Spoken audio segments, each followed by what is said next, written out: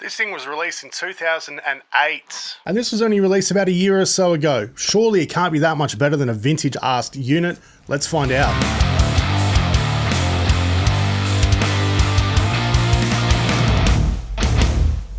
Today we're going to specifically have a look at modulation pedals on an old-ass Line 6 M13 versus a new, current Hotone Ampero Stomp 2. But if this sort of stuff is likable and agreeable and you like this sort of garbage, please consider going down, hitting liking and subscribe. That'd be really awesome. Maybe even share it with someone you don't like and ruin their day. Awesome. No, just jokes. I really appreciate all the love and support and comments and subs that I've been getting lately. It's a small channel, so it's, you know, it's really nice to see some people getting involved with it. So thank you. Okay, so modulation. We're going to have a look at 4 different pedals, basically, in each one of these units. We're going to look at a Boss CE1 in both. The flanger is an MXR flanger in the M13 versus just what they call a tape flanger in the Hotone. A Demona TRM1 versus a 1960 AC15 Trem, and then 2 different versions of Univibe in both pedals. I'm not going to tell you which one's which. Write down in the comments which one you like better, A or B, and I'll reveal it at the end. The rig, Behringer Centaur going into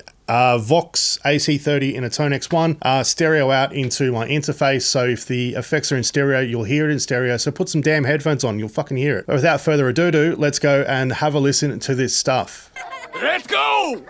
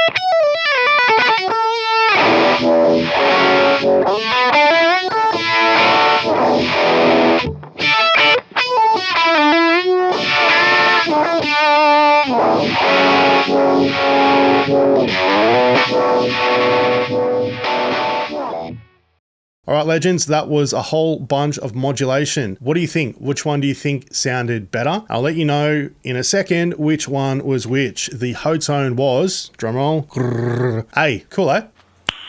Nice. So my take on it, which ones sound good? I think honestly, I think the Line 6 gets this one. I think all the effects that were in it sounded better than the modulation effects that are in the Hotone. Not by a shit ton or anything, but when you consider the price difference of the units, the Hotone's about $700 in Australia, brand new, whereas you can pick up the M13 on Marketplace for about $300. The sound difference isn't massive, which begs the question, why would you bother with one of these new ones when you can go and get an M13 for half the price, or get an M9 for cheaper, or an M5? I saw one on Marketplace today for $150. No brainer. The downside to it though is the size, and this is the third time I've done these in these videos.